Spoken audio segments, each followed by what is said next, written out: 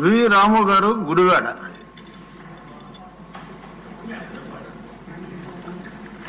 అధ్యక్ష,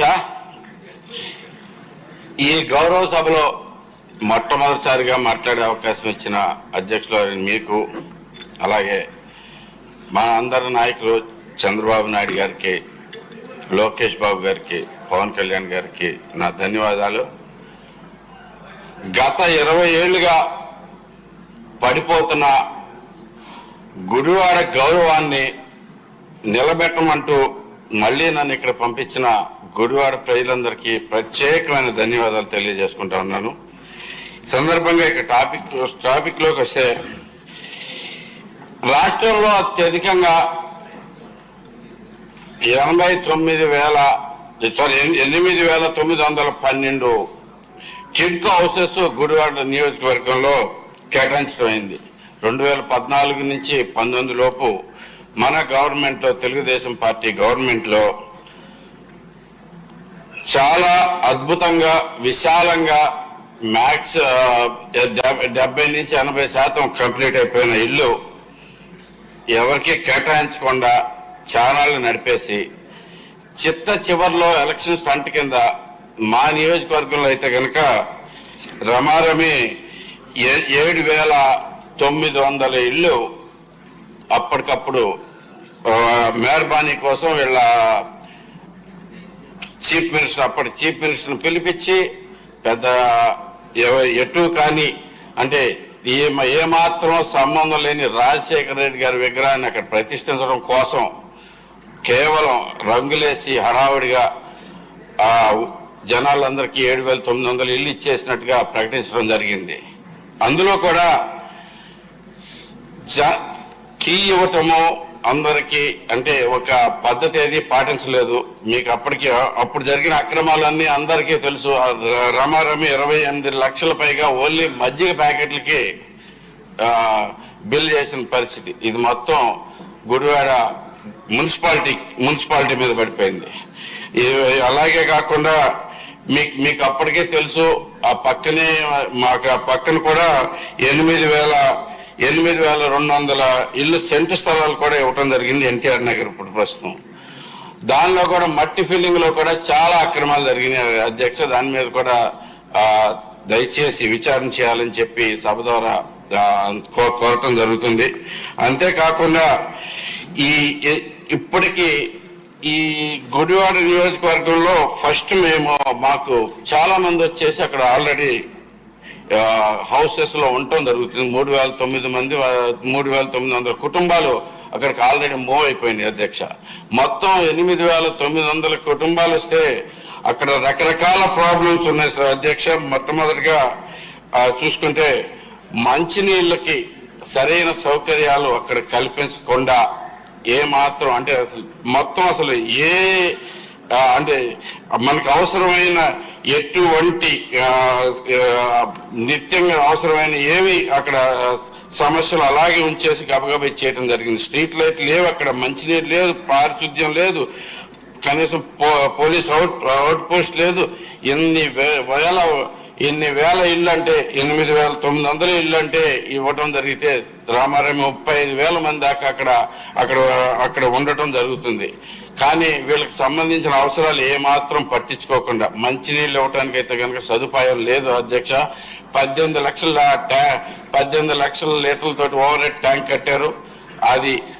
అది ఒక్కసారి కూడా ఇప్పుడు దాకా మేము కూడా ఫుల్ చేయలేకపోయాము. అంటే అక్కడ ఎంత దారుణమైన పరిస్థితులు ఉన్నాయో చూడండి అధ్యక్ష. రోజు వాటర్ సప్లై చేయటం అనేది ఒక యజ్ఞంలా జరుగుతుంది గుడివాడలో. ఇక్కడికి ఎంత ట్రై చేసినా కానీ, మన పంపుల ద్వారా ఎంత పంపు చేసినా కానీ మనకి ప్రజలకు నీళ్ళు అందే పరిస్థితి లేదు. అదే కాకుండా స్ట్రీట్ లైట్స్ మెయింటెనెన్స్, ఈ బదిలీ కార్యక్రమం అయితే కనుక మున్సిపాలిటీకి హడావుడిగా బదిలీ చేసిన కార్యక్రమం అయితే కనుక చాలా మొక్కుబడిగా జరిగిపోయింది. వచ్చిన వాళ్ళందరికీ తాళాలు ఇవ్వటమే ధ్యేయంగా జరిగింది. కానీ దాంట్లో మౌలిక సదుపాయాలు ఉన్నాయా, ఏం అవసరం అవుతుంది, ఎలా చేయాలి అనేది ఏ మాత్రం పట్టించుకోలేదు. ఆ గవర్నమెంట్కి పని ఎలా చేయాలనేది కూడా తెలియదు.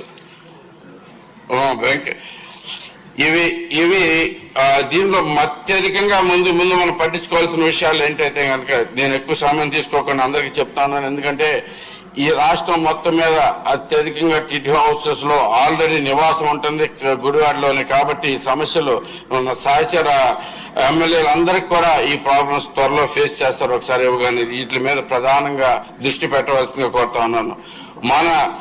మన గవర్నమెంట్ లో ఇచ్చిన వాళ్ళందరికీ క్యాన్సిల్ చేశారు అలాట్మెంట్స్ అన్ని. అలాట్మెంట్స్ తాలూకా డబ్బు వాళ్ళు కట్టిన 50,000 డీడీలు కానీ 25,000 డీడీలు కానీ అలాగే ఉండిపోయినాయి. వాళ్ళకి వెనక్కి కూడా ఇవ్వలేదు. దాని మీద వెంటనే ఇమీడియట్ గా దృష్టి పెట్టారు అధ్యక్ష. బ్యాంక్ ఇన్స్టాల్మెంట్స్ కట్టమని చెప్పి బ్యాంకుల నుంచి చాలా ఒత్తిడి వస్తా ఉంది.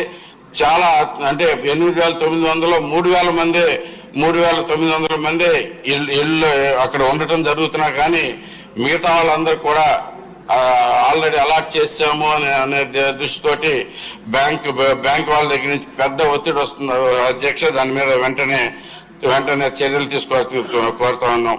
అంతేకాకుండా ఈ 35,000 నుంచి పక్కన ఉన్న PMAY సెంటు స్థలాలతో కలుపుకుంటే 17,000 మంది గుడివాడ ఒక్క నియోజకవర్గంలోనే ఒకే చోట నివాసం ఉండేదానికి మంచినీళ్ళ సదుపాయం ఏర్పాటు చేయాలంటే మస్ట్ గా SS ట్యాంకులు, క్లీనింగ్ ఫెసిలిటీస్ పెట్టి అక్కడ కూడా దాని మీద వెంటనే యాక్షన్ తీసుకోవాల్సిందిగా కోరుతా ఉన్నాం అధ్యక్ష. చాలా ఇంపార్టెంట్ అది. ఈ పారిశుద్ధ్యం చూసుకుంటే మీరు పారిశుద్ధ్యంలో అయితే కనుక చాలా దారుణమైన పరిస్థితులు నెలకొన్నాయి అధ్యక్ష. బేసిక్ గా మీరు కొంచెం ఇంపార్టెంట్ అధ్యక్ష, ఎందుకంటే మేము ఆల్రెడీ ఫేస్ చేస్తాం. త్వరలోనే సహచరులు అందరూ కూడా ఈ ప్రాబ్లమ్స్ ఫేస్ చేస్తారు అధ్యక్ష. అందుకని చెప్తా ఉన్నాను. మీరు ఒకసారి చూడండి, ఎంతో అద్భుతంగా కట్టిన ఇళ్ళు ప్రస్తుతం అయితే కనుక మురికి వాడల కింద తయారవుతా ఉన్నాయి అధ్యక్ష. ఎక్కడ చూసినా కానీ మనకి కనీసం మనకి పారిశుద్ధ కార్మికులను ఏర్పాటు చేసే అంత మనీ కూడా మా గుడివాడ టౌన్ లో కూడా లేదు అధ్యక్ష. అందుకని అక్కడ అర్బన్ హెల్త్ సెంటర్ కావాలి అధ్యక్ష, పోలీస్ అవుట్ పోస్ట్ కావాలి అధ్యక్ష, గవర్నమెంట్ వివిధ కార్యాలయాలకు కావాల్సిన అవసరం ఉంది అధ్యక్ష, రైతు బజార్ కావాలి అధ్యక్ష, స్కూల్స్ కావాలి అధ్యక్ష. అంతేకాకుండా ఇంతమంది అంటే ట్రాన్స్పోర్టేషన్ కూడా చాలా కష్టమైపోతుంది అధ్యక్ష. ఒకే చోట కాన్సన్ట్రేటెడ్ గా ఇంతమంది ఉండటం వల్ల వాళ్ళకి సరైన ట్రాన్స్పోర్టేషన్ కూడా ప్రొవైడ్ చేయాల్సిన అవసరం ఉంది అధ్యక్ష. ఎందుకంటే అటు నుంచి వెళ్లే అంటే డెడికేటెడ్ ట్రాన్స్పోర్టేషన్ కూడా అవసరం అధ్యక్ష. వీళ్ళందరూ రోజు పని కోసం గుడివాడ చుట్టుపక్కల వీటిలన్నిటికీ రావాలి అధ్యక్ష. అన్నిట్లోకి ఇంపార్టెంట్ గా దీనిలో ఇవన్నీ తీసుకున్నా కాకుండా ఇంకొకసారి ఒకే ఒక్క విషయం, వెంకయ్య నాయుడు గారి చొరవతోటే మనకి మా గుడివాడలో ఎన్ని కార్యక్రమాలు ఎన్ని హౌసెస్ అప్రూవ్ అవటం జరిగింది అధ్యక్ష. ఆయన కూడా ఈ సభ ద్వారా మా గుడివాడ ప్రజల నుంచి థ్యాంక్స్ చెప్పుకుంటూ సెలవు తీసుకుంటున్నాను అధ్యక్ష. Thank you very much.